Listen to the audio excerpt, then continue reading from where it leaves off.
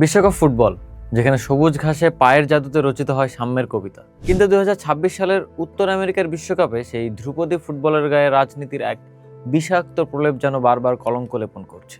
2026 বিশ্বকাপের আসরে ইরান যেন এক যাযাবর যোদ্ধা। ফুটবল মাঠ কি তবে কোনো এক দেশের একক আধিপত্যের জায়গা? অন্যায় যখন নিয়ম হয়ে দাঁড়ায়, তখন প্রতিবাদ হয়ে ওঠে শৈল্পিক ফুটবল। বিশ্বকাপ ফুটবল, যেখানে সবুজ ঘাসে পায়ের জাদুতে রচিত হয় সাম্যের কবিতা, যেখানে জাতপাত, ধর্ম আর রাজনীতির দেওয়াল ভেঙে একাকার হয়ে যায় গোটা বিশ্ব। কিন্তু 2026 সালের উত্তর আমেরিকার বিশ্বকাপে সেই ধ্রুপদী ফুটবলের গায়ে রাজনীতির এক বিষাক্ত প্রলেপ যেন বারবার কলঙ্ক লেপন করছে। মধ্যপ্রাচ্যের যুদ্ধবিধ্বস্ত ধ্বংসস্তূপ থেকে ফিনিক্স পাখির মতো ডানা ঝাপটে মাথা উঁচু করে দাঁড়ানো ইরান ফুটবল দল এখন লড়ছে এক অসম যুদ্ধে। এই যুদ্ধ কেবল প্রতিপক্ষের 11 জন খেলোয়াড়ের বিরুদ্ধে নয়, এ যুদ্ধ এক প্রভাবশালী আয়োজক রাষ্ট্রের বৈষম্যমূলক নিয়মের বেড়াজালের বিরুদ্ধে। 2026 বিশ্বকাপের আসরে ইরান যেন এক যাযাবর যোদ্ধা।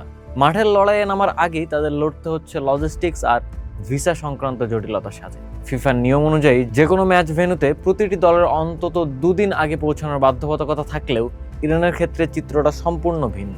আয়োজক দেশ যুক্তরাষ্ট্র যেন ফিফার চেয়েও শক্তিশালী এক সত্তা হিসেবে আবির্ভূত হয়েছে। তাদের কড়া নির্দেশ, ইরান দল যুক্তরাষ্ট্রে প্রবেশ করতে পারবে ম্যাচের ঠিক আগের দিন, আর ম্যাচ শেষ হওয়ার রাতেই তাদের তল্পিতল্পা গুটিয়ে ফিরে যেতে হবে মেক্সিকো সীমান্তের টিহুয়ানায়। ইরান ফুটবল ফেডারেশনের সেক্রেটারি জেনারেল হেদায়েত মোমবাইনি চরম ক্ষোভ নিয়ে এই পরিস্থিতিকে অভিহিত করেছেন বিশ্বকাপের ইতিহাসের এক কালো অধ্যায় হিসেবে।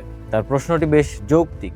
যে দেশ ফিফার প্রোটোকল মেনে দলগুলোকে সমান সুযোগ দিতে পারে না, তাদের আয়োজক হওয়ার নৈতিক অধিকার কোথায়? কিন্তু রাজনীতির মারপ্যাচে ফুটবলের এই সৌন্দর্য আজ বন্দী। লস অ্যাঞ্জেলেসের কড়া রোদে দুপুর 12টায় বেলজিয়ামের মতো শক্তিশালী দলের মুখোমুখি হওয়া এমনিতেই এক কঠিন পরীক্ষা। তার উপর যদি প্রস্তুতির জন্য ন্যূনতম সময়টুকু না পাওয়া যায়, তবে তা ফুটবলের স্পিরিটকেই হত্যা করার সামিল।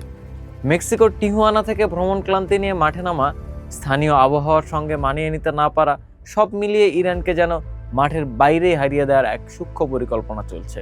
হোয়াইট হাউসের ফিফা টাস্ক ফোর্স নির্বিকারভাবে জানিয়ে দিয়েছে, 27 জুন সিয়াটলে মিশরের বিপক্ষে ম্যাচের ক্ষেত্রেও একই -1 ডে নীতি অনুসরণ করা হবে। ইরানের অভিযোগ কেবল ভ্রমণের সময় নিয়ে নয়। ফুটবল যখন বিশ্বকে মেলাতে চায়, তখন যুক্তরাষ্ট্র প্রশাসন ইরান দলের কোচিং স্টাফ এবং ফেডারেশন সভাপতি মেহেদি তাজ সহ অন্তত 15 জন কর্মকর্তাকে ভিসাই দেয়নি। দলের প্রধান মস্তিষ্কদের ছাড়াই ইরানকে লড়তে হচ্ছে বিশ্বমঞ্চে। অথচ নিউজিল্যান্ডের বিপক্ষে প্রথম ম্যাচেই তারা 2-2 গোলে ড্র করে প্রমাণ করেছে, ধ্বংসস্তূপ থেকে তাদের যে উত্থান হয়েছে তা দমানো অত সহজ নয়। অ্যারিজোনার টাকসন থেকে জোরপূর্বক বেস ক্যাম্প সরিয়ে টিহুয়ানায় নিয়ে যাওয়ার অপমান হজম করেও তারা মাঠের লড়াইয়ে অবিচল।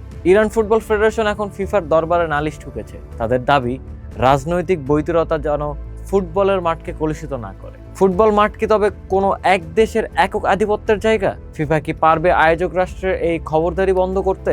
ম্যাচ শেষ করে গভীর রাতে যখন ইরান দল ক্লান্ত শরীর নিয়ে লস অ্যাঞ্জেলেস ছাড়ে, তখন কেবল একটি দলই সীমান্ত পার হয় না, বরং আহত হয় ফুটবলের চিরায়ত আবেদন। তবুও ইরানের সমর্থকরা স্বপ্ন দেখেন, এই ফিনিক্স পাখিরা সব বাধা তুচ্ছ করে বেলজিয়ামের বিরুদ্ধে জ্বলে উঠবে। কারণ ইতিহাস সাক্ষী, অন্যায় যখন নিয়ম হয়ে দাঁড়ায়, তখন প্রতিবাদ হয়ে ওঠে শৈল্পিক ফুটবল। ইরান দল এখন সেই শৈল্পিক প্রতিবাদেরই অন্য নাম।